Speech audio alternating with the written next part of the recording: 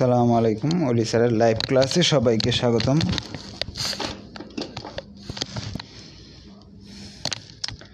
আজ আমরা রয়্যালিটির বইয়ের রয়্যালিটি অধ্যায়ের সবচেয়ে গুরুত্বপূর্ণ অঙ্ক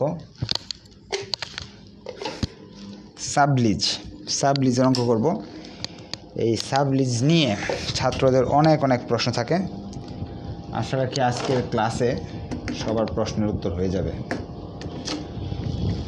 2014 সালে আসছিল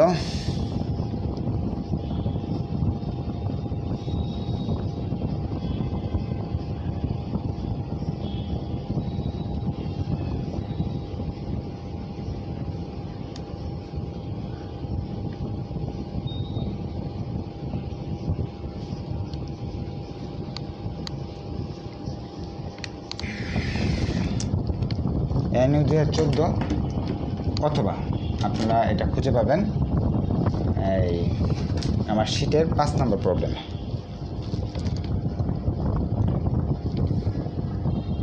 এটা বেশ একটা বড় অঙ্ক, কারণ আমরা তো অন্য অনলাইনে ক্লাসগুলো করি, হয়তো 20 মিনিট 25 মিনিটে শেষ হয়, কিন্তু রয়্যালিটির অঙ্ক একটা আধা ঘন্টার উপরে আমাদের ক্লাস করতে হয়।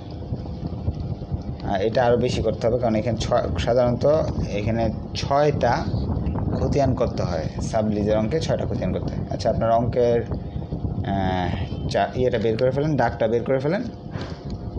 দেখতে শুনতে বা না বুঝলে অবশ্যই কমেন্ট করবেন, যে কোনো প্রশ্ন থাকলে।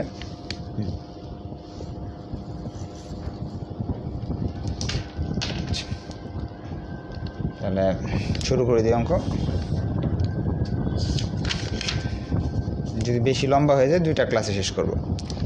X Limited obtained on 1st January 2013 from Y Limited a lease of some coal bring land. X Limited Y Limited কাছ থেকে 2013 সালে কিছু কয়লা খনি করছে, কয়লা খনিযুক্ত ল্যান্ড লিজ নিছে। The term being a royalty of ৳7.50 a ton of coal rice subject to a minimum rent of 50,000. X Y এর কাছ থেকে লিজ নিচ্ছে। X Y এর কাছ থেকে নিচ্ছে। শর্তগুলো এক, পার টন ৳7.50, মিনিমাম 50,000।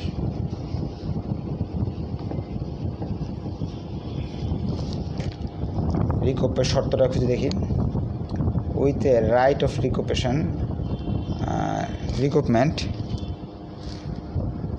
রিকপমেন্ট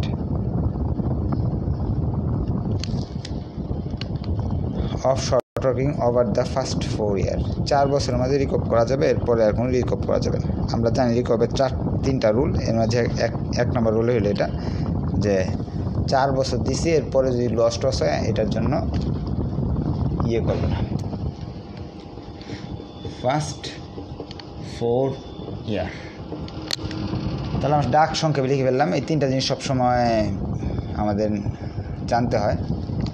এরপরে সে X Limited granted a sublease of part of the land to Z Limited on a royalty $11.50 সে করছে কি জেড এর কাছে, X আবার জেড এর কাছে ভাড়া দিচ্ছে। জেড লিমিটেড X এর কাছ থেকে নিছে। শর্ত হলো প্রতি টনে $11.50 দিতে হবে, মিনিমাম 25,000 টাকা দিতে হবে।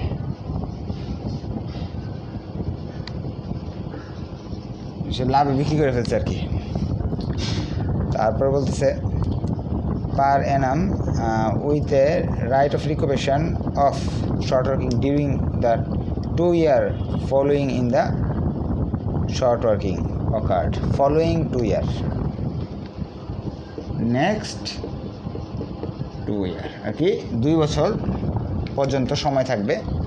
একবার লস খেলে পরবর্তী 2 বছর পর্যন্ত সময় থাকবে সেই টাকা রিকভারি করার। এই শর্তগুলো দিয়ে বলতেছে 2013, 14, 15, 16, 17 সালের 5 বছরের এক্স লিমিটেড এবং ওয়াই লিমিটেড কীভাবে খনি থেকে মাল উঠাইছে সেটার একটা হিসাব দেয়া আছে।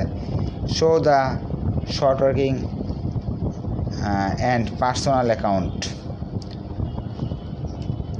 শর্ট ওয়ার্কিং এবং পার্সোনাল হিসাবগুলো দেখাইতে বলছে।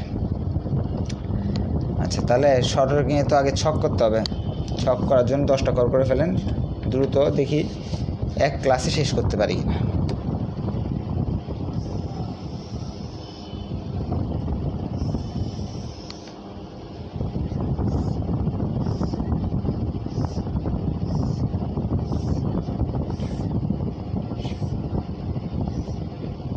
আচ্ছা দেখি, প্রথম হলো ইয়ার হলো 2013, 2014, 2015, 2016, 2017। আমি কার খতিয়ানটা করতেছি? এটা করতেছি হলো আমরা রয়্যালিটি নিয়েছিলাম, তার মানে এখানে লিখে দিই, এটা আমি মুছে ফেলি।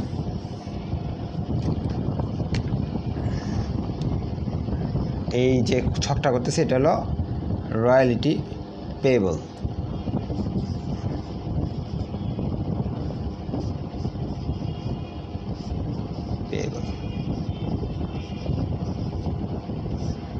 রয়্যালিটি পেয়েবল আর কি, যে এক্সের হিসাবে খতিয়ানগুলো করতে বলছে।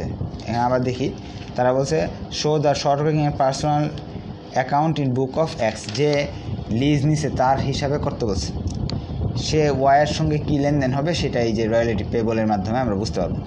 এটা আউটপুট 2 নম্বর ঘর। আউটপুট তো বইয়ে দেয়া আছে, কিন্তু এখানে ঝামেলা আছে একটা। এক্স 1800 মাল উঠাইছে আর জেড হয়েছে 1200 মাল।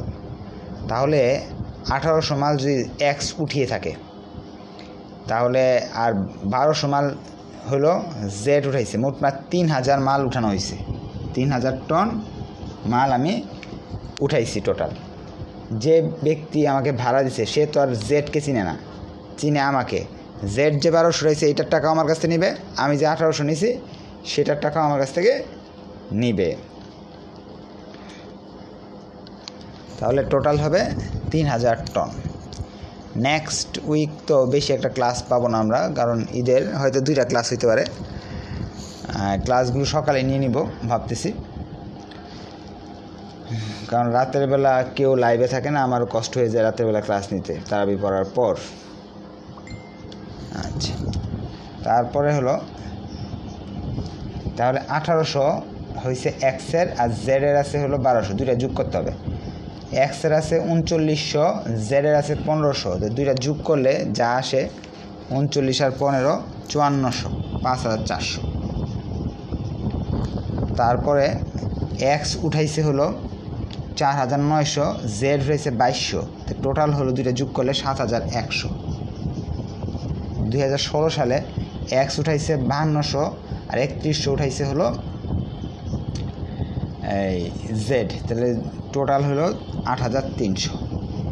অর্থাৎ জেডেরটা এবং এক্সেরটা দুজনেরটা যোগ করে এখানে দেখাতে হবে। আবার বলছি, যেমন ধরেন আপনি ভাড়া নিছেন ওয়াইয়ের কাছ থেকে, প্রতি টনের জন্য টাকা দিবেন। এখন আপনি উঠাইছেন ধরেন 1000, আমাকে আপনি আবার এটা ভাড়া দিছেন, আমি আরও 1000 উঠাইছি, তাহলে ওয়াইয়ের খনিতে কিন্তু 2000 টন জিনিস কমছে। ওয়াই কিন্তু আমার কাছে কত, আপনার কাছে কত দাবি করবে? 2000 টনের টাকা দাবি করবে। সে কিন্তু আপনাকে আমাকে দেখবে না, তার খনি থেকে কতটুকু উঠলো সেটা সে দেখবে। এখন শর্ত ছিল কত টাকা করে, এক্স এবং ওয়াইয়ের, এটা তো এক্স আর ওয়াইয়েরটাই করতেছি, যে এটা করতেছি না। 60 টাকা 50 পয়সা করে কথা ছিল। তো এখানে যে টাকাগুলো আছে 60 টাকা 50 দিয়ে গুণ করব। 60 টাকা 50 দিয়ে যদি এই টাকাগুলো গুণ করি, তাহলে আসতেছে হলো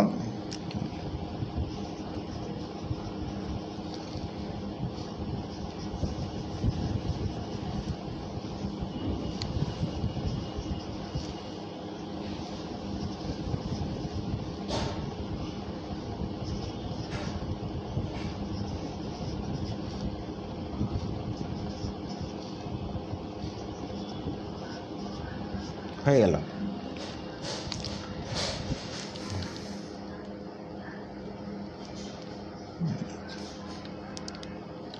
এখন এর পরের কাজ, এটার নাম কি ছিল? রয়্যালিটি। এরপরে মিনিমাম রেন্ট। মিনিমাম রেন্ট হলো শর্তে কি বলছিল? 50,000 টাকা।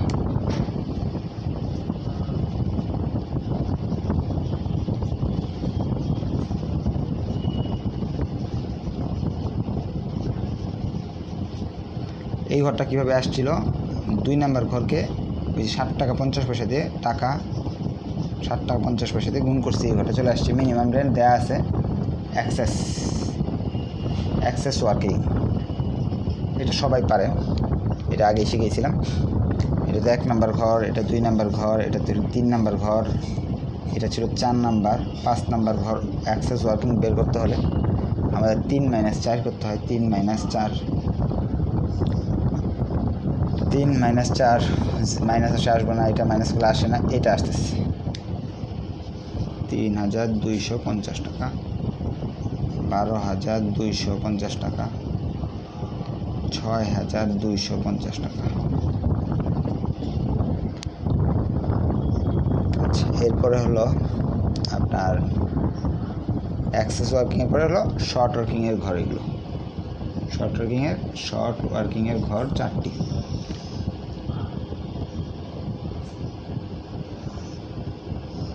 1 2 3 4, শেষেরটা হলো পেমেন্টের ঘর। প্রথম হলো সাফার্ডের ঘরে 6 নাম্বার ঘর। 4 - 3, এখানে 3 - 4 4 - 3। সাফার্ড হয়েছে এটা থেকে এটা বাদ দিলে আসতেছে হলো 27,500, পরে আসছে 9,500। এই ঘরগুলোর শর্ত হলো, একটা হলো রিকপ, একটা হলো ল্যাপস, একটা হলো ব্যালেন্স। রিকপের শর্ত কি? রিকপের শর্ত হলো এই ঘরে টাকা থাকলে রিকপের ল্যাপসের ঘরে টাকা আসে, ব্যালেন্সের ঘরে টাকা চলে যাবে। ব্যালেন্সের ঘরের শর্ত হলো 9 নাম্বার ঘর সমান 6 টাকা থাকলে সেটা যোগ হবে, 7 মাইনাস হবে, 8ও মাইনাস হবে। 6 টাকা যা আছে লিখলাম, এখানে 7 নাই, 8 নাই, 7 8 নাই, 6টার সাথে এটা যোগ হবে, যোগ হলে চলে আসবে হলো 37,000।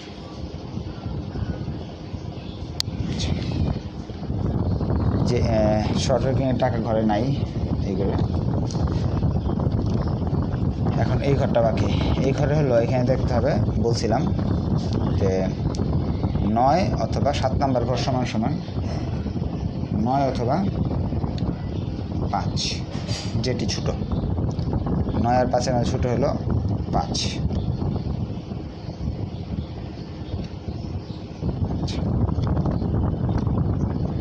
হয়ে গেল। ল্যাপস জানতে হলে আমার কি এই শর্ত নাম জানতে হবে। ফার্স্ট 4 ইয়ারে কোনো ল্যাপস নাই, তা ফার্স্ট 1 2 3 তো এখানে দরকার নেই। 4 বছর পর্যন্ত কোনো 4 ইয়ার পর্যন্ত মাফ আসতে, এটা 3 ইয়ার, যার ফলে এখানে টাকা আসবে না। ব্যালেন্স হলো 37,000 থেকে 32, এটা 9 নাম্বার ঘর করতে হলে 6 টাকার যোগ হবে, 7টা বিয়োগ হবে, 8টা বিয়োগ হবে। 7 যেহেতু টাকা আছে বিয়োগ হবে, বিয়োগ হলো 33,750।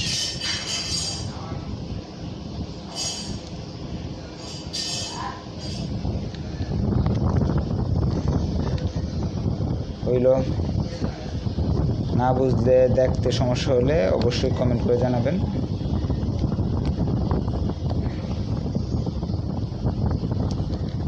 এগুলো তো আগে শেখানো হয়েছিল।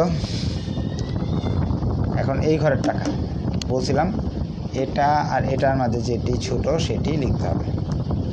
12,250 ছোট লিখলাম। এই ঘরটা করার জন্য শর্ত দেখতে হবে 4 বছর। 4 বছরের চতুর্থ বছর তো এটাই। এই ঘরের নিয়মটা 8 নাম্বার ঘরের নিয়ম শিখেছি। 8 সমান সমান 8 শেখানো হয়েছিল যে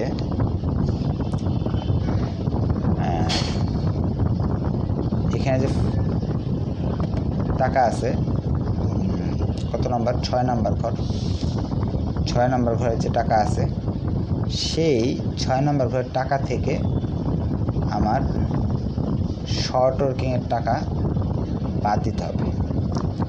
অর্থাৎ 6 নাম্বার ঘরের টাকা তো দুইটা আছে, এই যে একটা এই যে একটা, তাহলে এই দুইটা যোগ করবো। রিকোপের ঘরে টাকা আছে দুইটা, এই দুইটা যোগ করে বাদ দিব, অর্থাৎ 6 - 7, 6 - 7। এটা ব্যাখ্যা হলো এই টাকাগুলো আপনার শর্ট গেছিলো, এইগুলো বাঁচাইতে পারছেন। ধরেন টোটাল 37,000 টাকা শর্ট গেছে 2 বছরে, 4 বছরে মোট 60,000 টাকা লস খাইছেন। মালিকের কাছ থেকে টাকা ফেরত নিয়েছেন, এই বাড়তি টাকাগুলো মোটামুটি 15,500 টাকা ফেরত নিতে পারছেন। বাকি টাকার মেয়াদ শেষ, 4 বছর হয়ে গেছে, 4 বছরের মধ্যে নিতে হবে বলছিল। তার মানে এই দুইটা যোগ করে এখান থেকে বাদ দিয়ে দিলেই রিকভারের টাকা, এই ল্যাপসের টাকা বেড়ে আসলো 21,500 টাকা, 21,500। আসলে এই আজকের অঙ্কেও আমরা এই ল্যাপসের এবং রিকভারের অনেক কিছু শিখলাম। এইগুলা আসলে ক্লাস করতে করতে শেখা যায়। প্রতি ক্লাসেই কিছু না কিছু রিকভ এবং শর্ট ওয়ার্কিংয়ের কথাবার্তা আছে, যেটা আপনি ইয়েতে পাবেন না, ক্লাস না করলে কখনো পাবেন না। কারণ এক ক্লাসে আমি অনেক কিছু শিখেছি, কিন্তু এই নিয়মটা তো এই 4 ইয়ারের যে ঝামেলাটা, এটা হয়তো বা আগে শেখানো হয়নি। আচ্ছা, তাহলে আমাদের এখন 8 নাম্বার ঘর শেষ হলো। 9 নাম্বার ঘর, 9 নাম্বার ঘরের নিয়ম হলো আপনার এখান থেকে 6 হলে যোগ, 7 আর 8 হলে বিয়োগ, তাহলে 33,000 থেকে এই দুইটা বিয়োগ দিলে থাকে 0।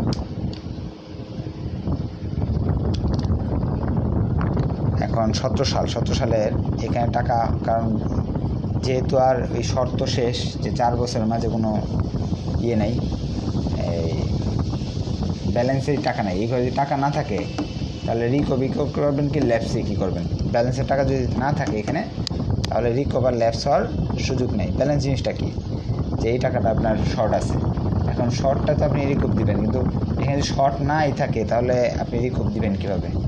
আরও সহজ হিসাব, 7 নাম্বার ঘর হওয়ার শর্ত হলো যে 7-এর শর্ত হলো এটা এবং এটার মাঝে ছোটোটা লিখতে হবে। এমনি ছোটো কি 0 লেখা যে কথা, না লেখা একই কথা। ল্যাপসের ঘর, এইগুলো থেকে এগুলো বাদ দিলে তো এমনি 0 হয়ে গেছে। ল্যাপসের টাকা নাই, ল্যাপসের টাকা হইতে হলে অবশ্যই এখানে টাকা থাকতে হবে ব্যালেন্সের ঘরে। যদি ব্যালেন্সের ঘরে টাকা নেই তাহলে ল্যাপস কীভাবে করবেন? অর্থাৎ রিকভ এবং ল্যাপসের টাকা হিসাব করতে হলে অবশ্যই ব্যালেন্সে টাকা থাকতে হবে অবশ্যই। তাহলে এই ছক আপনারা বুঝতে পারছেন। 10 নাম্বার ঘর, 10 নাম্বার ঘর করার জন্য আমাকে কি করতে হবে? আচ্ছা, 10 নাম্বার ঘর করার জন্য আমাদের করতে হবে কি, এই যে 6, 7 3 যোগ 6 বিয়োগ 7, 3 যোগ 6 বিয়োগ 7, এটার নাম কি? পেমেন্ট।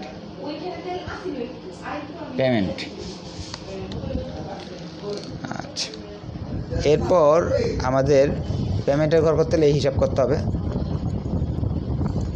3 যোগ 6 মাইনাস 7। তাহলে দেখি এনে 50 আসতেছে প্রথম ঘরে, পরের ঘরে 50,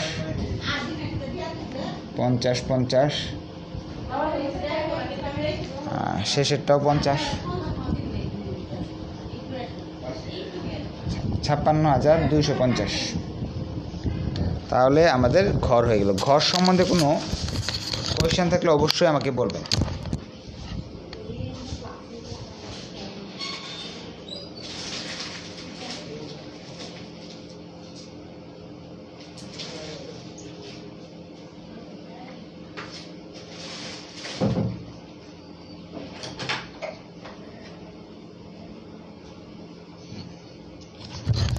তার মানে ছকে কোনো সমস্যা হয় নাই, কারণ কমেন্ট দেখতেছি না কোনো। আচ্ছা, তাহলে আমরা ছক বুঝে গেলাম। ছকের এই অংশটা আমি মুছে ফেলি।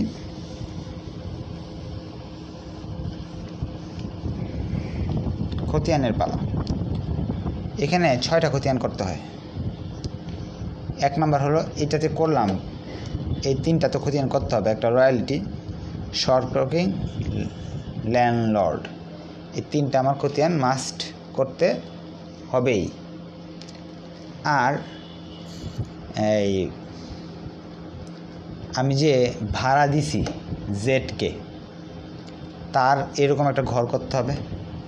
ঘর করে তারও একটা খতিয়ান আমাদের করে দেখাতে হবে। তাহলে আমি এটার খতিয়ানটা একটু দেখা দিই। এগুলো খতিয়ান আপনারা পারেন, আবার দেখাচ্ছি।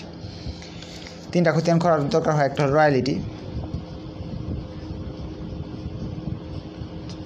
একটা শর্ট ওয়ার্কিং,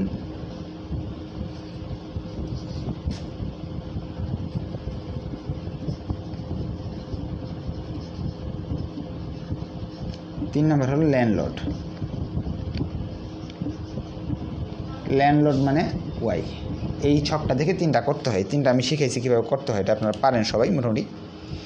এখন প্রশ্নে যাচ্ছি। আবার প্রশ্নে বলছে show the short workings and personal accounts in the book of X limited. Short ওয়ার্কিংয়ের খতিয়ান করে দেখাও, এবং পার্সোনাল খতিয়ান মানে এটা করব। রয়্যালিটি তো খরচ, এটা না করলেও হবে। আপনার এই কি বলে,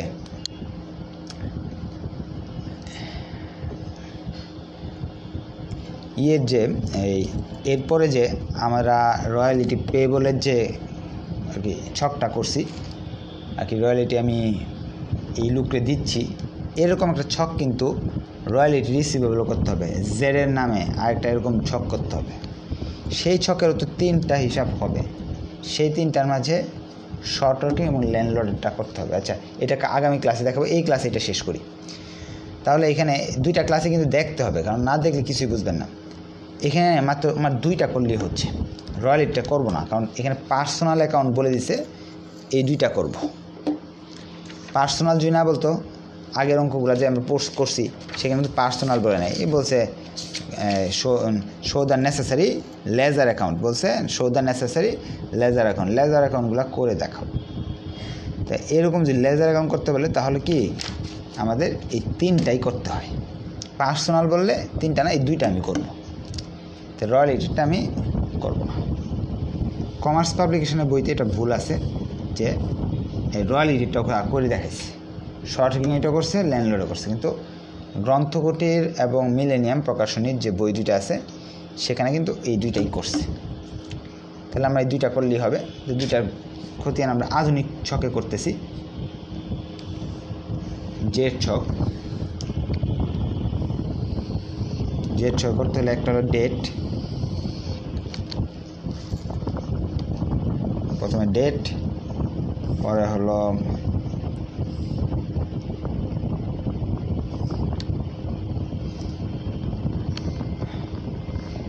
আসলে আমার জায়গা হবে না, একটু শর্ট ওয়ার্কিং। আচ্ছা, ইয়েটা করি, ল্যান্ডলর্ডটা করি, তাহলে জায়গা হবে। শর্ট ওয়ার্কিংটা আবার মুছে করে দেব।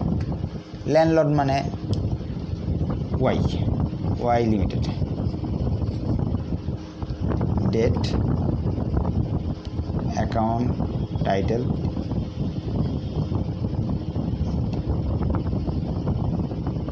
রেফার্ড, ডেবিট টাকা, ক্রেডিট টাকা, ব্যালেন্স। শর্ট ওয়ার্কিং করতে আমি বলছিলাম ডেবিট হলো 6 নম্বর ঘর, ডেবিট 6 নম্বর ঘর। সরি, এটা আমি শর্ট ওয়ার্কিংয়ের কথা বলে ফেলেছি। ল্যান্ডলর্ডের করতে হলে বলে দিয়েছিলাম যে ডেবিট দিকে হলো 10 এবং 7। ডেবিট দিকে 10 এবং 7। 10-এ হলো নাম হবে ক্যাশ, 7-এর নাম হবে শর্ট ওয়ার্কিং। শর্ট ওয়ার্কিং তো উপরে লেখাই আছে। 10-এর তো পেমেন্ট মানে ক্যাশ। ক্রেডিট হবে 2টা ঘর, একটা হলো 3 মানে রয়্যালিটি। 3 নম্বর ঘরের নাম রয়্যালিটি, তো আমরা জানি। 6 নম্বর ঘরের নাম কি? Short working. 6 হলো শর্ট ওয়ার্কিং, উপরে লেখা আছে শর্ট ওয়ার্কিং। তাহলে আমি ফার্স্টে 2013 সাল করতে যাচ্ছি। 13 সালে 10 নম্বর ঘরে 50,000 টাকা আছে, তো ডেবিট 10 নম্বর ঘর, ক্যাশ নাম লিখে 10 নম্বর ঘরের টাকা বসাই দিলাম। শর্ট ওয়ার্কিংয়ে আছে হলো 7-এ কোনো টাকা নাই, তাহলে 7-এ টাকা না থাকলে আর লিখতে হবে না। ক্রেডিট দিকে লিখতে হবে দুইটা জিনিস, একটা 3-এ টাকা তো আছে 22,000 রয়্যালটি নামে,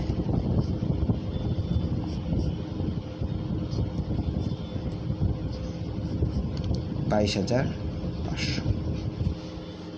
এবং 6-এ শর্ট ওয়ার্কিং 6 টাকা যেহেতু আছে, 6 টাকা আছে 27,500। সবসময় ডেবিট ক্রেডিট মিলে যাবে। 50 থেকে এটা বাদ দিলে থাকতেছে হলো 27,500। 27,500 থেকে বাদ দিলে 0। 13 সাল করলাম, নিচে আবার 14 সাল করব, 15 সাল করব, 16 সাল করব, এভাবে করে যেতেই থাকবো নাকি। এখন যদি প্রতি বছরেই এভাবেই করতে হবে। 14 সালও সেম, টাকাগুলো খালি চেঞ্জ হবে। 14 সালেরটা আমি করে দিচ্ছি আপনাদের। 14 আমি চাইছিলাম এক ক্লাসে শেষ করি, কিন্তু এখানে এক ক্লাসে 1 ঘন্টা লেগে যাবে শেষ করতে, কারণ খতিয়ান এখনও শেষই করতে পারিনি। রয়্যালিটি 3 নাম্বার 14 সালে ক্যাশের ঘরে আছে 50, তো 50 লিখলাম। 14 সালে রয়্যালিটির 3 নাম্বার ঘরে আছে 40,500, তাহলে এনে লিখবো 40,500। 6 নাম্বার ঘরে আছে 9,500, তাহলে এনে লিখবো 9,500 6 নাম্বার ঘরে। তাহলে এখানে থাকবে 40,000, এইটা থেকে এটা যদি বাদ দিয়ে তাহলে আছে 9,500। 9,500 হলে 0, শেষ। এখন 15 সালেরটা করব। 15 সালেরটা যদি করতে যাই, 15 সাল লিখি এখানে। আপনারা তো সিরিয়ালি করে যাবেন, আমি তো জায়গা নাই দেখে নিচে আর লিখছি না। 15 সালে 3টা কথাই তো লিখবো। ক্যাশের নামে হবে 10 নম্বর ঘরে টাকা আছে 50,000, লিখলাম 50,000 টাকা। রয়্যালিটি মানে কি, হ্যাঁ 3 নম্বর ঘর আছে হলো 53,000 টাকা, কিন্তু 7 নম্বর ঘরে যেহেতু টাকা আছে, তাহলে 7 নম্বর ঘরটা আগে লিখবো শর্ট ওয়ার্কিং।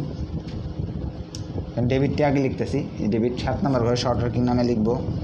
শর্ট ওয়ার্কিং নিচে লিখছিলাম না, এখন উপরে লিখতে হবে। 7 নম্বর ঘরে যেহেতু টাকা আছে, শর্ট ওয়ার্কিংয়ের টাকা আছে হলো 3,250 টাকা।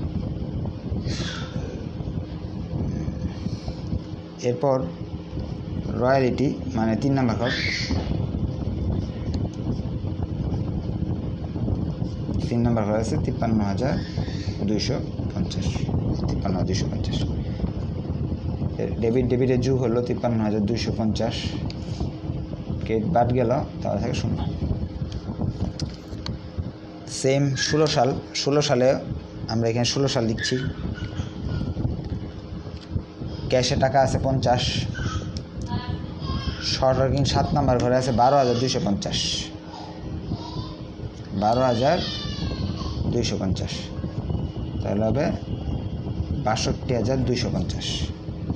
রয়্যালিটিতে আছে 62,250, রয়্যালিটিতে আছে 62,250, 2 কমে গেছে। 16 সাল হয়ে গেল, 17 সাল করবো এবার। 17 সালে শর্ট ওয়ার্কিং বলতে কোনো নামই নেই, সরকারের কোনো 6 টাকা নেই 7 টাকা নেই, তাহলে এটা লিখবো না। 10 টাকা আছে আর 3 টাকা আছে। 10 টাকা আছে হলো 56,250, 3 টাকাও 56,250, 56,250, 56,250, 56,250, শেষ। সরি, এটা 0 হয়ে যাবে বাদ দিলে, এটা থেকে এটা বাদ দিলে 0। ওয়াই লিমিটেড শেষ হয়ে গেল। এখন শর্ট ওয়ার্কিংয়ের খতিয়ানটা করে ফেলবো।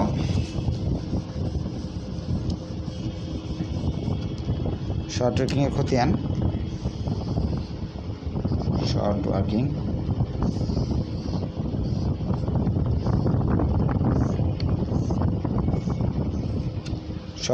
এর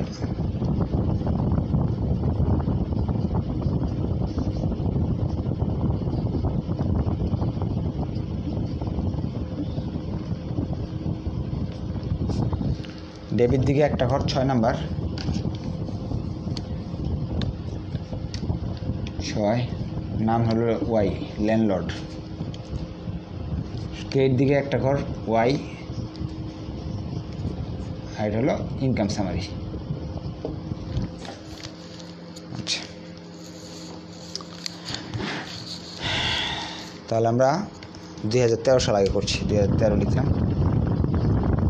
দেখতে হবে 6, 7, 8 কোন ঘরে টাকা আছে? 6 ঘরে টাকা আছে।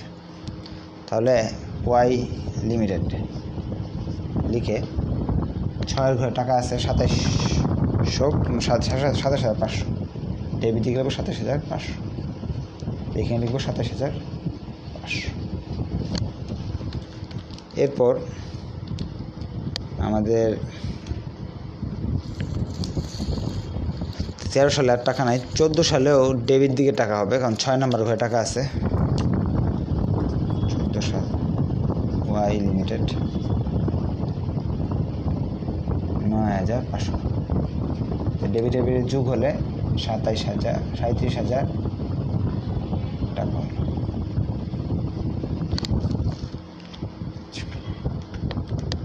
তাহলে হয়ে গেল। এরপর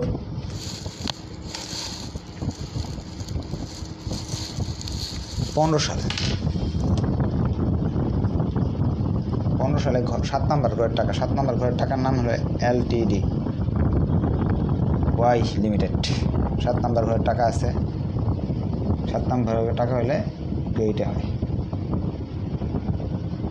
3,250। তো এইটা বাদ দিব, থাকে হলো 33,750 টাকা, কারণ এটা ক্রেডিট, ডেবিট থেকে ক্রেডিট বাদ যায়।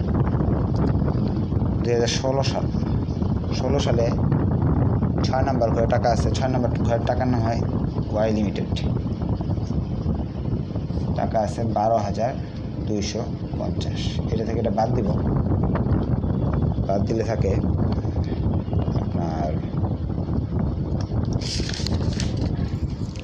ক্যালকুলেটর লাগবে।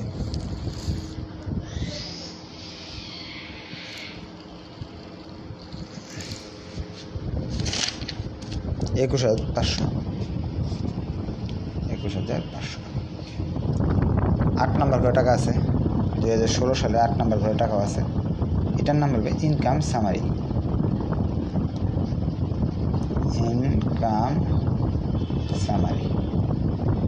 ইনকাম সামারি টাকা হলো ক্রেডিট দিকে 21,500 টাকা।